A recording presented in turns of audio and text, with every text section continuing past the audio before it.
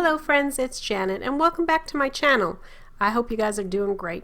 Today I'm going to do some Copic coloring for you to show you how to take a cat from just a plain shaded cat to a more advanced striped cat. And I'm also going to show you how to construct a shaker element in your cards. The cat I'm using today comes from a set from Art Impressions called Lovable Animals. This set, as I already mentioned, is called Lovable Animals set number 5219 from Art Impressions. It comes with a full die cut set. This cuts out all the shapes of the animals plus a large and small heart as well as all the accessories. So speaking of accessories, it comes with all these items that you can color and then cut out. The characters, which includes the owl, the fox, the cat, and the elephant, are made such a way that the dies will cut their paws or the feathered, I guess the wings of the owl would be the right terminology, so that they can hold any of these items in the set. So it's a great way to have them doing something or setting a scene without having to worry about masking. There's also 4 sentiments in the set. Today I'm going to make a card using the cat, and I'm going to use just 4 basic colors as well as the colorless blender in R20 for a little bit of pink in the ears and cheeks. To stamp the cat, I'm going to use Memento Gray Flannel ink. This is a gray color rather than a stark black color, and this will help me kind of get an almost no line coloring effect. But the lighter gray definitely blends in a little more and becomes more like part of the shading as the coloring goes on. I'm going to do 2 versions of this cat. First, I'm going to show you just general blending. It's a very simple way to do it, and you could just leave it at that. But then I'm going to take it up one step further and show you how I put in the stripes for the kitty. I like to use my darkest color first. In this case, it's C3, and I use it to put shadows in, basically where I think for the most part it might be darker if the light were shining, say, above the character. It's not perfect, and I don't do it perfectly. I continue to learn how to do this better, actually.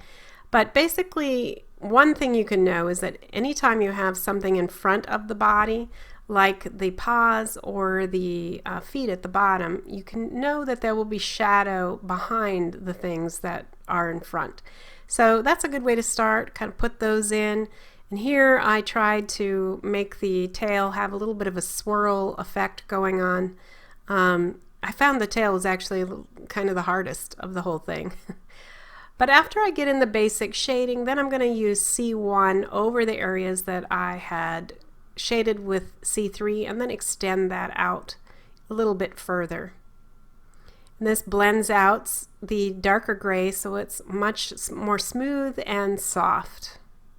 Now you can see I'm starting to leave highlights in front of both of the paws on the body and then where the eyes are. Next I'm going to take C0 and do the same thing, covering really all of my previous shading with C3 and C1 and further extending it just a little bit more. Then I'm going to use my colorless blender and kind of fill in where the white is. Some of that gray is going to start to transfer in the middle, but it's also going to make sure that the highlights are blended in and not just stark. Then I'm going to go back with C0 and put in just a bit of shading in the white area of the cat. It's always good to remember that white is never pure white. There's always some shading going on. So to make it appear more white, you add a little bit of gray actually. Now I'm going back with C3 and I'm putting back some additional shading. After it was, blended, you kind of lose some of that. So I wanted to get some of the furriness back on the cheeks and down by the feet. And then I'm using R20 to put in some pink ears. And I'm also going to use that to put in some cheeks there where his whiskers are.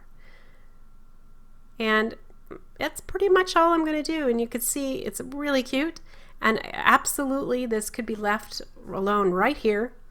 But now I'm going to take it up a notch for you and show you how I put in the stripes, and that is by adding C5 to the C3, C1, and C0 mix. So to do this, sometimes it's easiest to look at what the packaging may show. And I'm going to kind of mimic the packaging.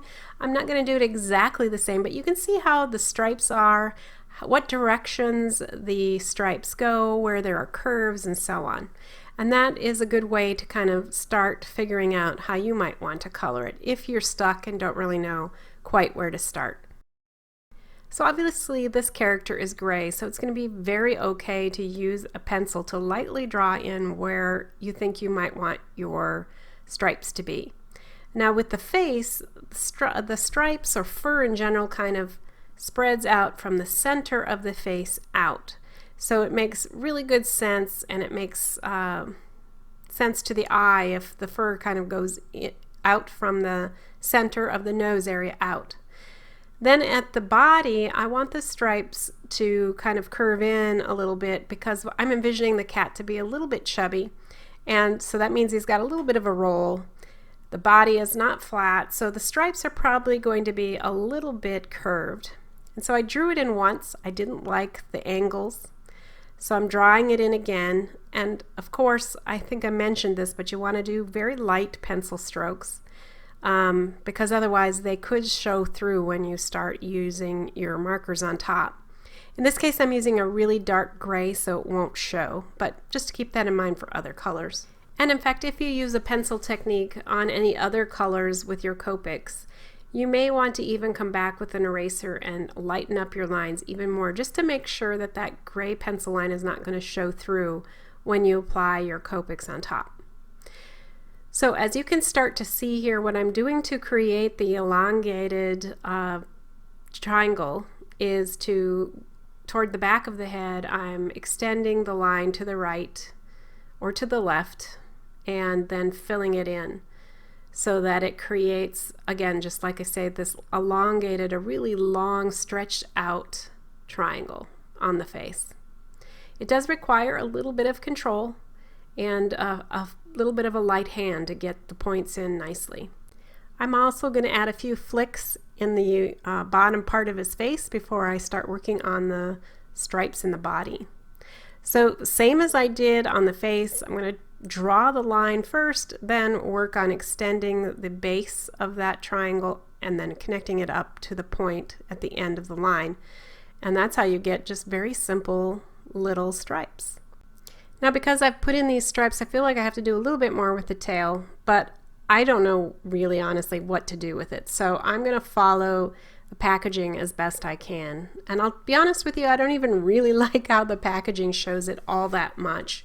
But I do feel like I need to add some additional darkness and some striping to this tail since I did on the body. So again, my tip is, take advantage of the packaging to get coloring ideas if you're stuck, like I was here with the tail. Now I'm going to put in some flicks at the back of the paw, and then I'm also going to darken up the claws on all four paws. And I'll do that before I put in some additional flicks at the back of the lower paws as well.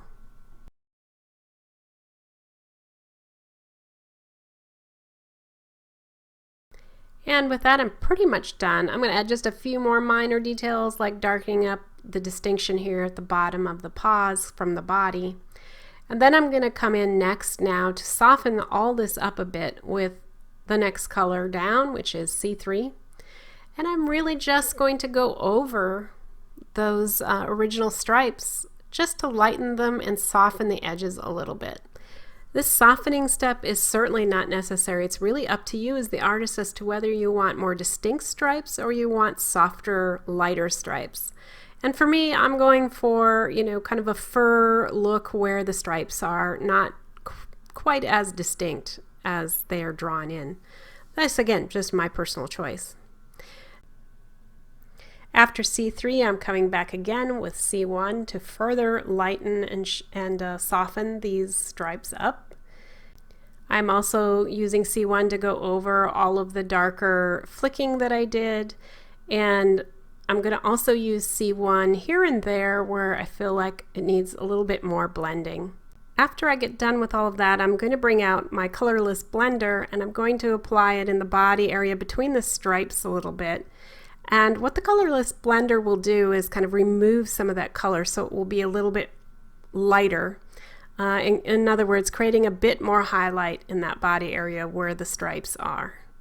So colorless blender is really handy, especially for grays. I use it a lot in gray work to add back some highlights that have been blended into too much.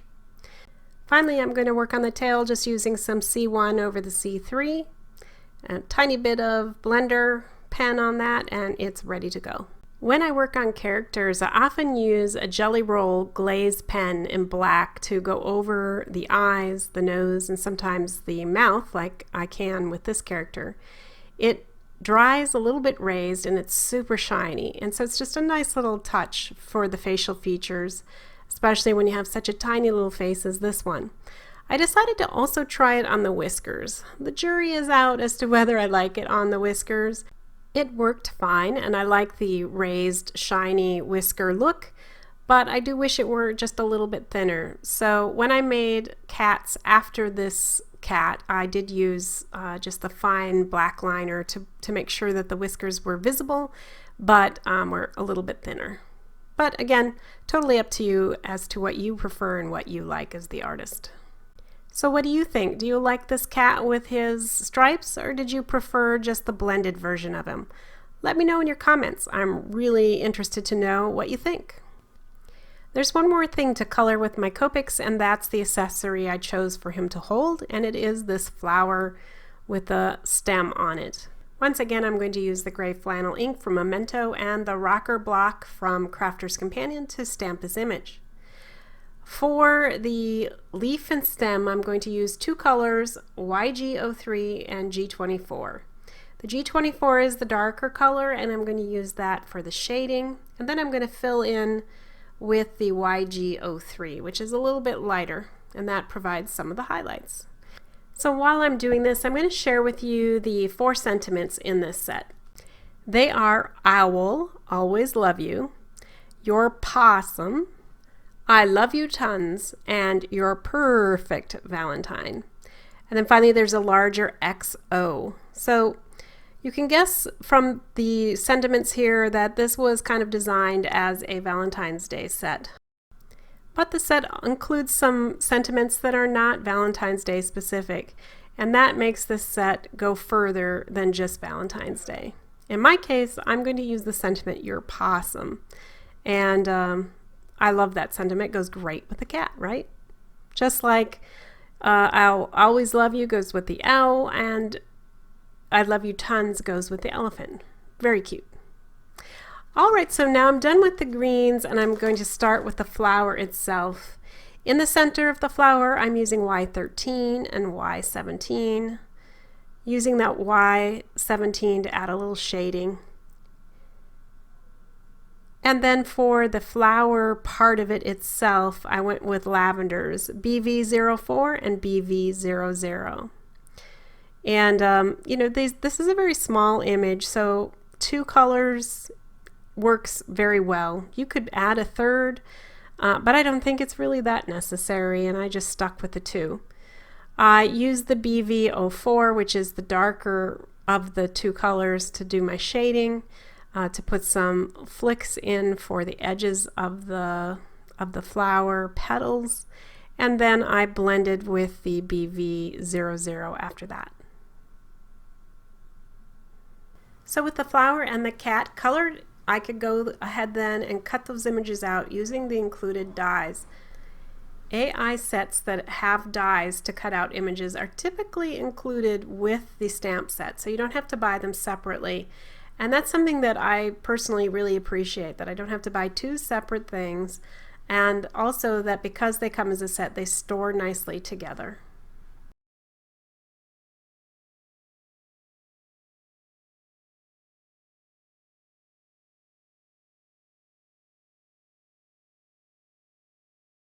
And now, with the magic of pre-recorded video, I have the cat and its flower all cut out and ready to go. Here I'm experimenting with how I will have him hold the flower. I'm trying to decide, should I have the leaves be on the outside or underneath the paws? And again, you could see that the paws have the edges of them cut so that you can slip something in there. This makes it very easy to make him look as if he's holding an object. Now the slits make the object to be pretty secure, but I decided to add a little dab of glue just to make sure it doesn't move around. And with that, I'm ready at this point to create the rest of my card base so that I can place this little cutie on it. The paper pad I'm using for today's project is called Chasing Rainbows. It's from a company called First Edition Paper. This is the first pad I've owned from this company, and at least in this particular pad I am in love with all these rainbow images. Some of the pages are two-sided and some are single-sided. And I'm also going to use this yellow cardstock from Cut Cardstock that I used to form my card base, and I've got a piece cut here too that I'm going to make a frame out of for my shaker piece. I'll start by cutting a large rectangle out of this confetti piece. This is a rectangle double stitch die set that I'm using from Art Impressions. Then I've pulled the third and fourth largest rectangle from that set, and I'm placing it on that larger piece to get an idea of where I should cut the window for my shaker piece. So once I've made sure that wherever I'm going to put that hole there's enough room for the frame I'm going to put on top, I'm going to secure this with some washi tape, and I'm running it on my skin a little bit just to make sure it doesn't stick too hard and rip my paper when I get done with the die cutting. So I've cut that hole. And now I'm going to use the largest of the dies there to cut another piece in this rainbow pattern. I want to make sure it's straight because with this pattern, if I were crooked, it would look odd with the rainbows in it. And this is the piece that's going to go behind my window, and it will add some additional pattern and texture to my shaker. Now I'm going to create the frame for the window, and this is where I use those two frames or two dies together. I'm going to get them pretty evenly spaced, just using, my eyes basically to judge that, and then I'm going to secure it with, again, some washi tape, run it through my Big Shot, and what will result is a nice little frame, and this frame will fit perfectly around the shaker window. I'll use my art glitter glue to attach this to the front of this panel, and again this is forming a nice little frame and emphasis around what will become the shaker window itself.